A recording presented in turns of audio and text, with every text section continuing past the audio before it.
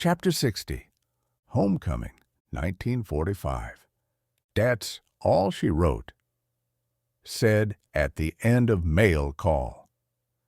The end came when he barked, "That's all she wrote, boys." My father, Earl Harness, loved idioms and family expressions, as did his siblings. When something was over, he sometimes quipped, "That's all she wrote, boys." He had brought that one-liner home from the war, and in April of 1945, his end to the European theater was about over. His ship made harbor in New York, and he began a train ride home to the Ozark Hills. Many U.S. soldiers rode the train in W-Bouture, and a very popular hub for those going west was the Union Terminal in Cincinnati, Ohio. It was famous for welcoming soldiers coming home from the war. Upon visiting the station, which is a museum today, I have wondered if Earl or Perry might have seen the magnificent structure in their military travels. With 4 boys in the war and the prospect of them coming home, Riley was pondering how he could keep the family together since he was still living on a small rural farm on Upper Bear Creek. There were few, if any, steady jobs to be found in Searcy County, and a late winter flood caused Bear Creek to rise and wash away some of the best parts of the bottom land field. Riley must have felt that the erosion to the farm was an omen that it was time to go to another place. A buyer was found for the 205 acres of the Bear Creek farm at the price of just $3,000. Riley owned a Ford truck, and after an auction, he hauled their belongings and his family to Marshall. The truck was purchased from Mr. Montemar, and the boys named the old Ford the Montmemor.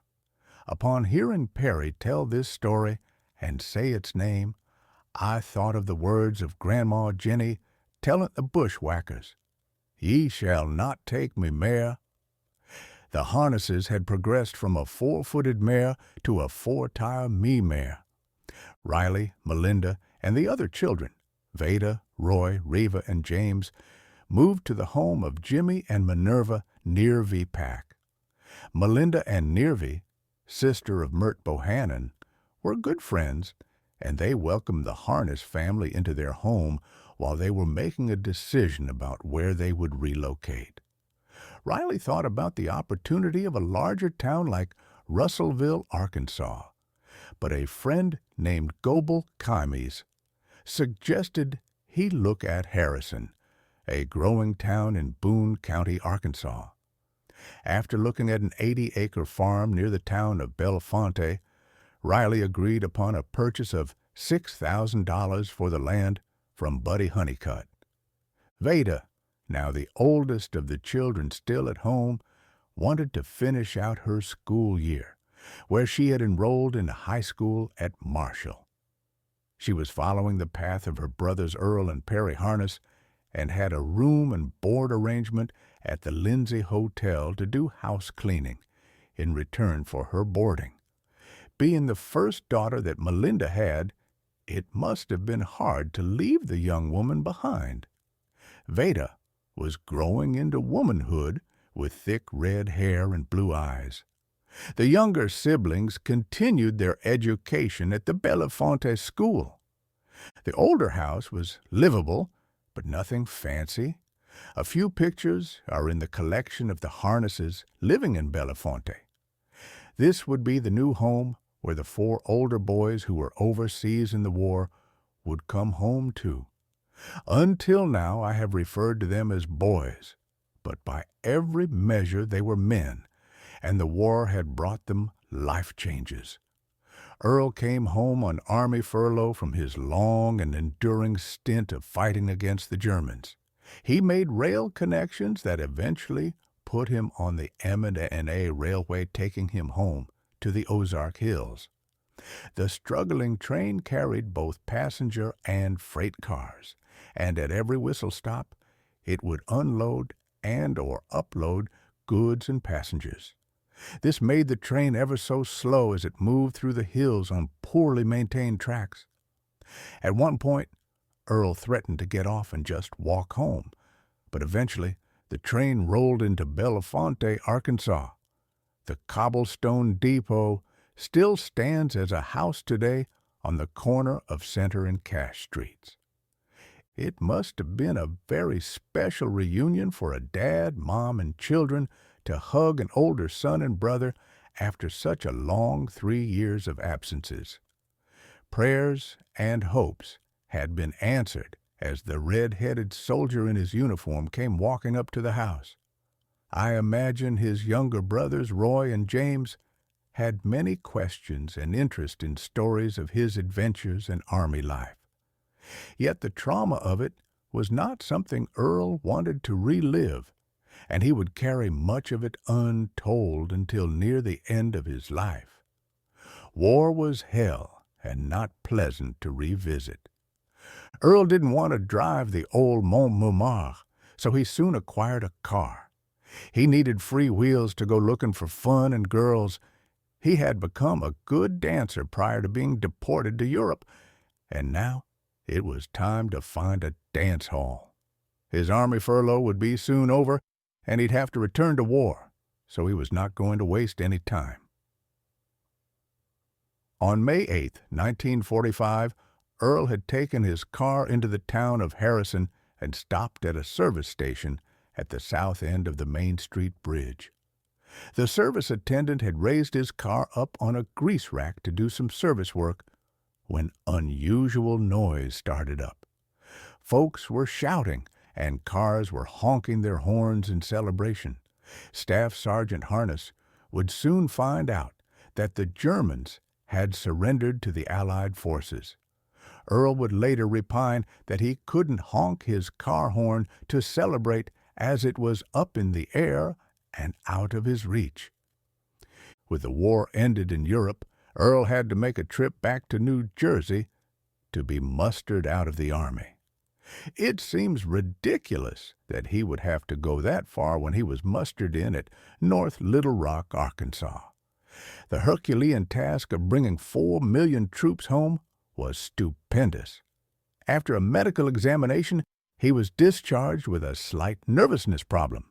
He was awarded with a 50% disability by the Veterans Administration in the amount of $57.50 per month. In time, he would get priority for any treatment from Veterans Administration health care at any VA hospital. The fourth son, Perry Harness, had been stateside for some time with his wound rehabilitation. He was released with an honorable discharge from the Welch Convalescent Hospital in Daytona Beach, Florida. A bus eventually brought him home to Belafonte, where upon stepping off the bus he was walking with a cane. His brother Earl happened to be in Belafonte at the time talking with some girls, and from a distance he noticed a soldier walking with a limp and a cane. As he continued to watch, he thought the soldier looked familiar. Soon he discovered it was Perry. The brothers had not seen each other for over 3 years as they embraced with great reunion. Earl loaded up his brother in his car and drove Perry to the farmhouse a couple of miles south of Belafonte. When they arrived, some of the family was home for the joyous occasion. A second son returned alive to their arms. How blessed they must have all been that evening as they sat down to supper with a prayer of gratitude to a merciful God. Both soldiers shown the ravages of war, Earl with a scar over his left eye and Perry with a gimp knee. They would be honored as Purple Heart veterans for their sacrifice and service to America. Earl and Perry shared a room upstairs in the old farmhouse which Melinda had fixed up at Earl's request for his future wife Clara, although that relationship had dissipated. Instead of Clara, it was Perry. When Earl first saw the room that he had requested be fixed up properly for a city girl from Philadelphia, he was embarrassed to think of her ever seeing such a pathetic room. He called his room Old 10 Cent. He thought his mother had spent about a dime to fix it up. Later in life, Earl was ashamed that he had chided his mother with his sarcasm. His folks were poor, and there was little money to spend on a bridal room. Sergeant Charles Clifford Harness would be the next son to come home from the war. He had served his country in the South Pacific Theater as a military policeman. The ride home on a naval ship was slow, and then he was moved across land to Jefferson Barracks near St. Louis, Missouri, where Clee was discharged. I was unable to find his military records and have estimated that he was gone in service for about 39 months, 3.25 years. Clifford was able to write and receive mail, so the couple had corresponded much while he was gone. Although Clee was never good at solving fractions, he did learn to write letters using the pencil and paper he acquired from his keen wit, making trades with locals and soldiers.